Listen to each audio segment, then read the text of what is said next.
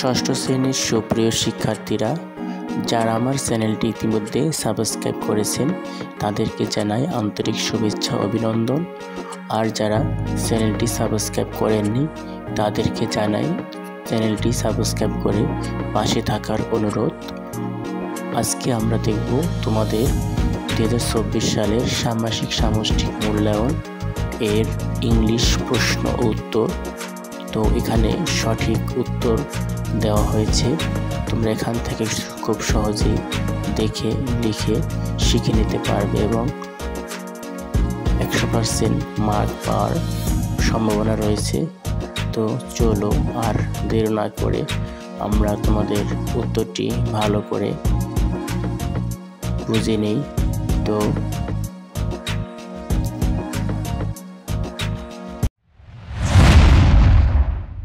ষষ্ঠ শ্রেণীর সুপ্রিয় শিক্ষার্থীরা, এ পর্যায়ে আমরা দেখব তোমাদের ষান্মাসিক সামষ্টিক মূল্যায়ন 2024-এর ইংলিশ সাবজেক্টের প্রশ্ন এবং উত্তর। আমরা এখানে দেখতে পাচ্ছি হাফ ইয়ারলি সুমেটিভ অ্যাসেসমেন্ট 2024 ইংলিশ। তোমাদের সাবজেক্টের টাইটেল হচ্ছে ইনস্ট্রাকশনস ফর স্টুডেন্টস, অর্থাৎ ছাত্রদের জন্য নির্দেশনা বা নির্দেশিকা যেটাই বলা হয়। তো এখানে আমরা প্রথম যে টাস্ক অর্থাৎ কাজ 1-এ রয়েছে get into group of 4 and discuss what you may do deep your community green, note down the main points of your discussion. অর্থাৎ এখানে 4 জন দল গঠন করে তোমার এলাকাকে সবুজ রাখতে কি করতে পারো তা নিয়ে আলোচনা করতে হবে। আলোচনার মূল বিষয়গুলো নোট রাখো। তো এখানে আমরা টাস্ক 1-এ যে প্রশ্নটা দেখলাম সে প্রশ্নের বাংলাটাও এখানে সহজে দিয়ে দেওয়া হলো যাতে তোমরা বুঝতে পেরেছো।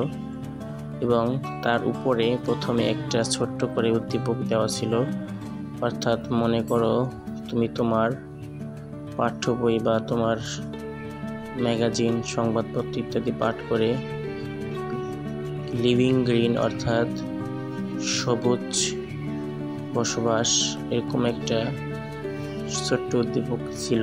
তো সেখান থেকে আমরা টাস্ক 1 দেখলাম। এখন আমরা চলে আসলাম টাস্ক 1 অর্থাৎ কাজ 1-এর উত্তর। এখানে রয়েছে main points for keeping the community green. 1 নম্বরে দেখতে পাচ্ছি প্লান্টিং মোর ট্রি, 2 নম্বরে প্রমোটিং রিসাইকেল, 3 নম্বরে রিডাকিং প্লাস্টিক ইউজ। তো এখানে প্রত্যেকটার 1 লাইন করে বর্ণনা দেওয়া আছে। তো তোমরা এখান থেকে সবগুলো পয়েন্ট লিখবে এবং বর্ণনাগুলো লিখবে। যেমন আমরা 4 নম্বরে দেখতে পাচ্ছি saving water and energy, promoting local products. এবং 6 নম্বরে আমরা দেখতে পাচ্ছি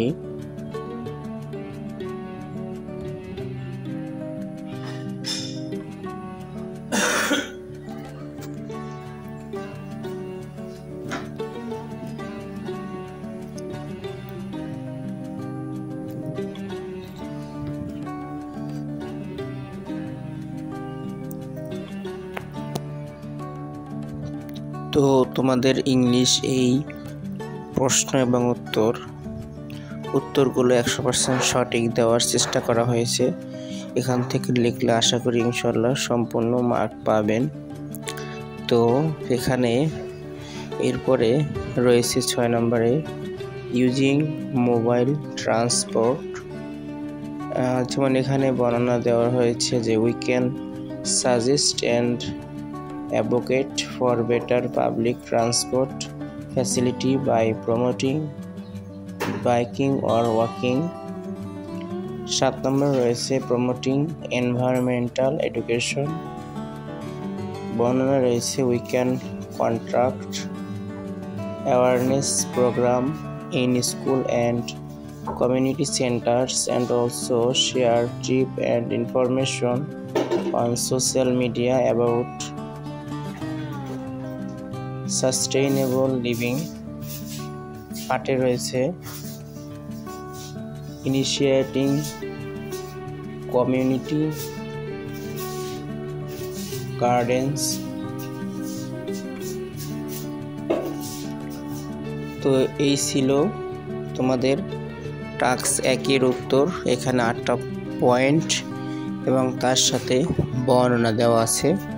তো তোমরা এখান থেকে উত্তরটা ভালোভাবে লিখে শিখতে পারবে।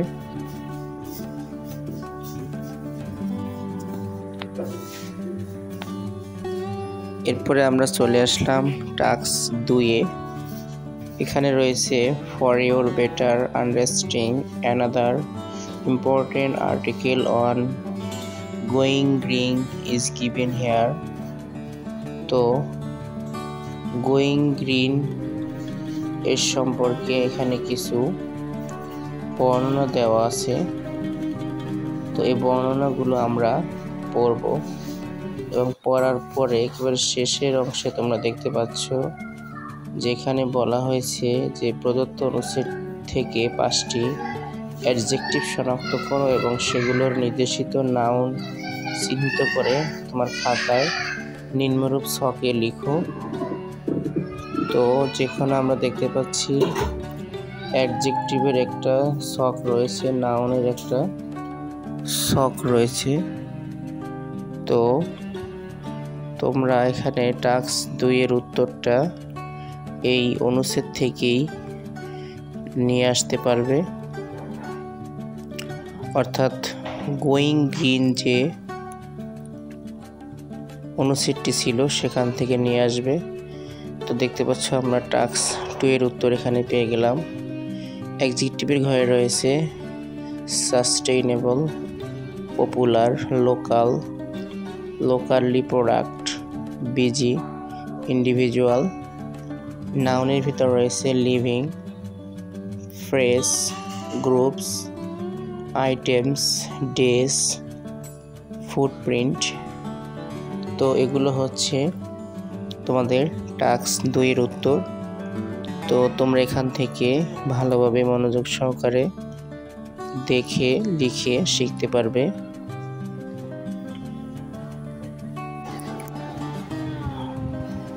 তো শিক্ষার্থী বন্ধুরা, এই পর্যায়ে আমরা পরবর্তী টাস্ক 3 এ চলে যাব।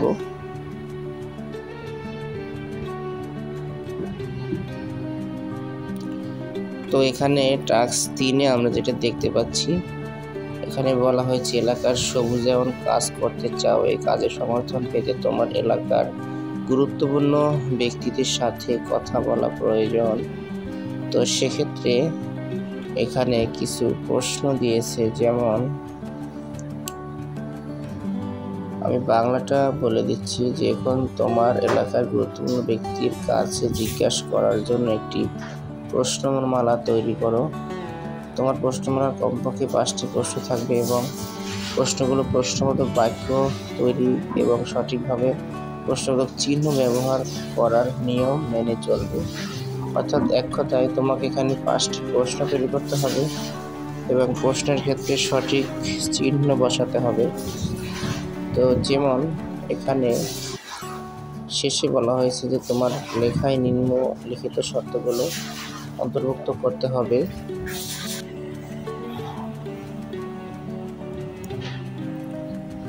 যেমন এখানে use article a and the as appropriate, use full stop, question mark and capitalization where appropriate, use assertive sentence where necessary, use formal expressions to welcome someone.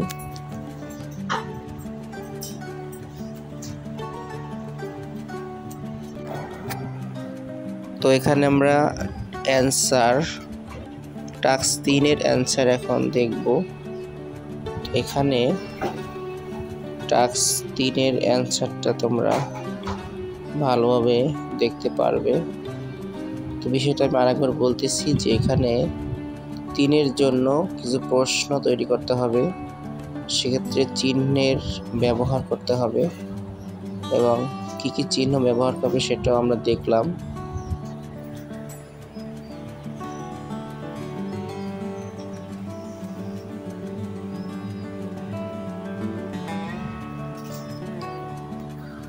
তো আমরা চলে আসলাম টাস্ক 3-এর অ্যান্সারে। যেমন এখানে আমরা প্রথমে দেখতে পাচ্ছি 5টা প্রশ্ন তৈরি করা হয়েছে, 5 থেকে 7টা। What are the current initiatives in place to promote green living in our community? How can our student group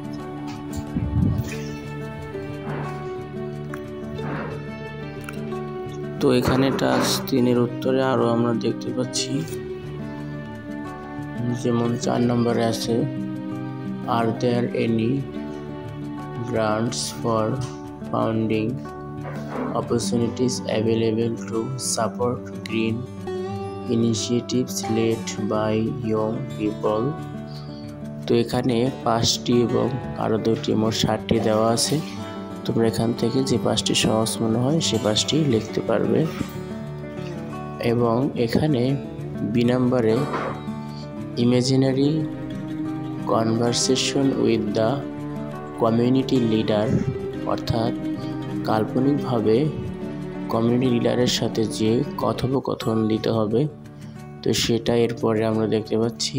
যেমন মাই সেলফ, অর্থাৎ তুমি নিজে কি বললে, যে গুড মর্নিং মিস্টার, এখানে একটা নাম দিতে হবে।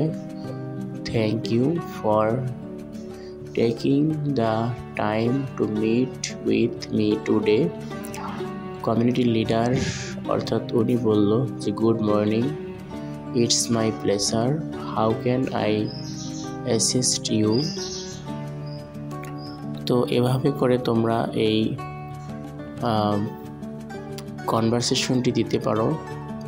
এরপরে যেমন রয়েছে myself, I appreciate your willingness to discuss why to keep our locality green. May I start by asking what are the current initiatives in place to promote green living in our community? তো এখান থেকে তোমরা এই কনভারসেশনটি দিতে পারো। এখানে মোটামুটি ভালো বড়ই দেওয়া আছে, এখান থেকে একটু কম বেশি করে তোমরা লিখে নিবে। টাস্ক 4-এ আমরা দেখতে পাচ্ছি, আমি বাংলাটা পড়ে দিচ্ছি, যেমন মানুষের মূল্যবোধের সাথে সম্পৃক্ত যে বিষয়গুলো আছে সে সম্পর্কে একটা কবিতা দেওয়া আছে। তো কবিতার পরে কিছু কাজ দেওয়া আছে। তো এখানে এই কবিতাটি হয়তো তোমরা অনেকে জানো বা অনেকে জানো না, অর্থাৎ কাইন্ডনেস যে কবিতাটা আছে বাই ইগার আলবার্ট গেস্ট, যে লেখক ছিল, সেই কবিতাটা থেকে তোমাদের যেটা লিখতে হবে সেটা হচ্ছে কবিতাটি কয়েকটা ভাগে বিভক্ত এবং কবিতায় প্রথম ভাগে এখানে কপি করো এবং রেইমিং ওয়ার্ড চিহ্নিত। তো এখানে 4 নম্বর আমরা যে প্রশ্নটা দেখতে পেলাম, অর্থাৎ এখানে কবিতা থেকে শব্দ নিতে হবে, কয়টি অংশে বিভক্ত কবিতাটি, এবং এখানে কিছু রেইমিং ওয়ার্ড খুঁজে বের করতে হবে। তো দেখতে পাচ্ছ যে অ্যান্সার এতে যে উত্তরটা আমরা দেখতে পাচ্ছি, এখানে তোমরা এর অ্যান্সারটা এইভাবে লিখবে এবং বি এর অ্যান্সারটাও এখানে আমরা দেখতে পাচ্ছি। তো যেমন বিয়ে বলা হয়েছে 5টা শব্দ বেছে নিয়ে কলাম এ এবং বিতে মিলাতে হবে, যেমন nose, goes, sees, place, years, repairs, state work trail well. তো এই ছিল বি নাম্বারের উত্তর। সি নাম্বার রয়েছে কবিতা থেকে 5টি বাক্য সামারি লিখতে হবে। তো এখানে আমরা কবিতাটির মূল ভাব অথবা সামারি 5টি বাক্যে এখানে লিখে দিলাম।